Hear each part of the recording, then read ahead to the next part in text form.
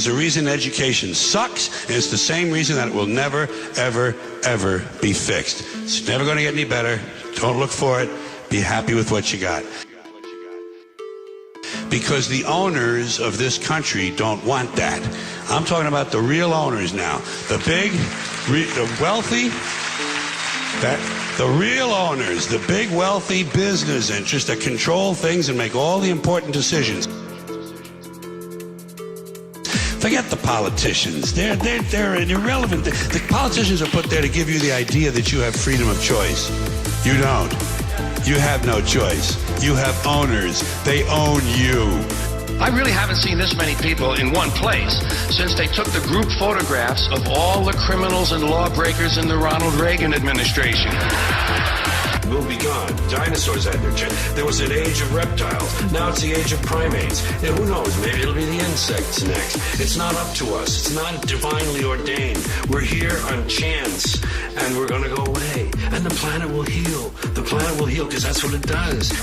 225 different people in the Ronald Reagan administration have either quit, been fired, been arrested, indicted, or convicted of either breaking the law or violating the ethics code.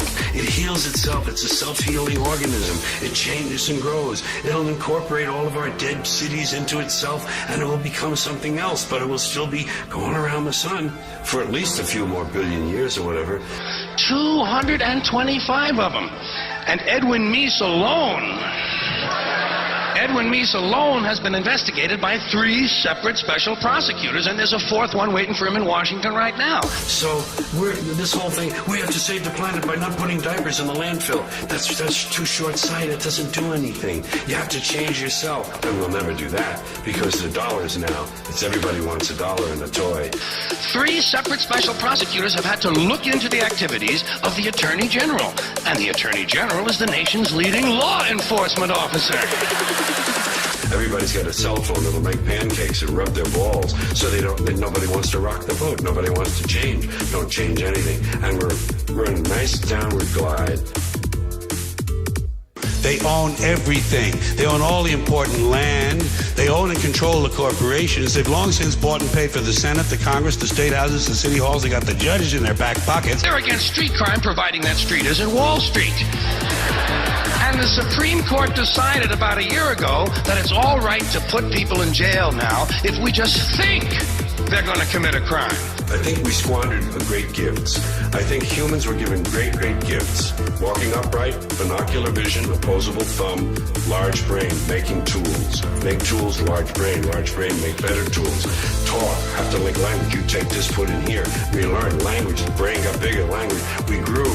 It's called preventive detention. All you've got to do now is just think they're going to commit a crime. Well, if we'd have known this shit 7 or 8 years ago, we could have put a bunch of these Republican motherfuckers directly into prison. And they own all the big all the big media companies, so they control just about all of the news and information you get to hear. They got you by the balls. Keep in mind, these Reagan people are the ones that were going to get government off our backs. Remember that? That was the rhetoric of the 1980 campaign. We'll get government off your backs and out of your lives. Yeah, but they still want to tell you what magazines you can read, and they still want to tell you what rock lyrics you can listen to, and they still want to force your kids to pray in school, and they still want to tell you what you can say on the radio. We had great gifts, and we gave it all up for both for both money and God and mammon, both. The FCC, the Federal Communications Commission, decided all by itself that radio and television were the only 2 parts of American life not protected by the free speech provisions of the First Amendment to the Constitution. I'd like to repeat that because it sounds vaguely important. They spend billions of dollars every year lobbying to get what they want. Well, we know what they want. They want more for themselves and less for everybody else. The FCC, an appointed body, not elected, answerable only to the president, decided on its own that radio and television were the only 2 parts of American life not protected by the First Amendment to the Constitution. And why did they decide that? Because they got a letter from a minister in Mississippi. So we keep ourselves limited, and then we want a toy and a gizmo and gold, and we want shiny things, and we want something to plug in that'll make big things for us. And all that shit is nothing. It's nothing. The Reverend Donald Wildman in Mississippi heard something on the radio that he didn't like. Well, Reverend, did anyone ever tell you there are two knobs on the radio? But I'll tell you what they don't want. They don't want a population of citizens capable of critical thinking. They don't want well-informed, well-educated people capable of critical thinking. They're not interested in that. That doesn't help them. It's called freedom of choice, and it's one of the principles this country was founded upon. Look it up in the library, Reverend, if you have any of them left when you finish burning all the books. And Americans who also had great gifts. When you take the theory of democratic rule, self-government, okay, they started off wrong. They owned slaves. They didn't let women vote. They didn't let people who didn't own land vote. Fine, they got off on the wrong foot, but the ideas were good. But we fucking blew that. We polluted it. And speaking of real estate holdings, let's get back to Ronald Reagan and his criminal gang. When last we left them, they were going to get government off our backs. That's against their interest. That's right. You know something?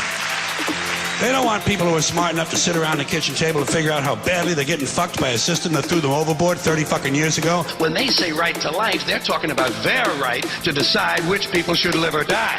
We polluted it with this stuff, things, material goods, games, gizmos, toys, gadgets, having possessions. He's got a bigger truck. He says his truck is bigger than mine. I'm getting a new truck. It's the old American double standard. You know, say one thing, do something different. They don't want that. You know what they want? They want obedient workers. Obedient workers. People who are just smart enough to run the machines and do the paperwork and just dumb enough to passively accept all these increasingly shittier jobs with the lower pay, the longer hours, the reduced benefits, the end of overtime, and the vanishing pension that disappears the minute you go to collect it. And now they're coming for your Social Security money. And of course, the country is founded on the double standard. That's our history. We were founded on a very basic double standard. This country was founded by slave owners who wanted to be free.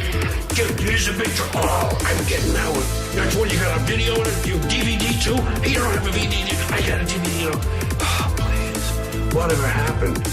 And all of that is what happened, you know? And that's why I'm divorced from it now. A group of slave owners who wanted to be free. So they killed a lot of white English people in order to continue owning their black African people so they could wipe out the rest of the red Indian people and move west and steal the rest of the land from the brown Mexican people, giving them a place to take off and drop their nuclear weapons on the yellow Japanese people. They want your fucking retirement money. They want it back so they can give it to their criminal friends on Wall Street. And you know something? They'll get it. They'll get it all from you sooner or later because they own this fucking place. You know what the motto of this country ought to be? You give us a color, we'll wipe it out. You got it. When you're born in this world, you're given a ticket to the freak show. And when you're born in America, you're given a front row seat. And some of us get to sit there with notebooks. And I'm a notebook guy now, huh? Oh my God, did you see that? Did you see what he just...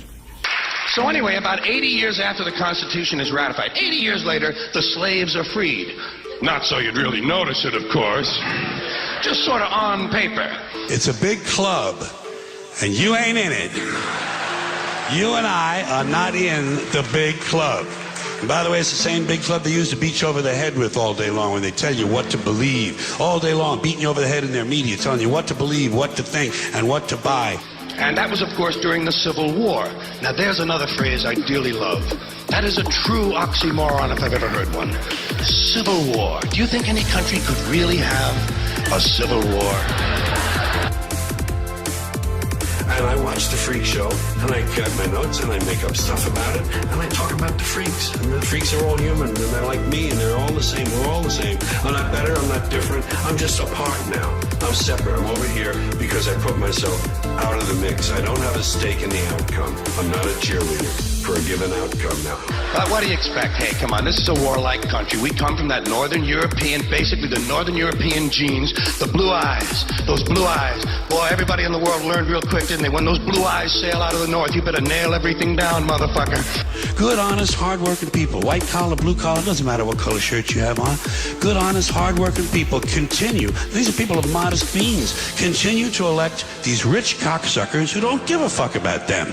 They don't give a fuck about you. They don't give a fuck about you. They don't care about you at all. At all. At all. Yeah. You know? Everybody in the world learned real quick, didn't they? When those blue eyes sail out of the north, you better nail everything down, motherfucker. Nail it down, strap it down, or they'll grab it. If they can't take it home, they'll burn it. If they can't burn it, they'll fuck it. That's what happened to us. Oh, they say if you scratch a cynic, you'll find a disappointed idealist. And I would admit that somewhere underneath all of this, there's a little flicker of a flame of idealism that would love to see it all change. But it can't happen that way. And incremental change, it just seems like the pile of shit is too deep. And it's a warlike country. Come on. I mean, forget foreign policy. Even the domestic rhetoric is warlike. Everything about our domestic policy invokes the thought of war. We don't like something in this country, we declare war on it. The war on poverty, the war on drugs, the war on crime, the war on AIDS, the war on cancer. We got the only national anthem that mentions fucking rockets and bombs in the goddamn thing. You know what I mean? The table is tilted, folks. The game is rigged. And nobody seems to notice. Nobody seems to care.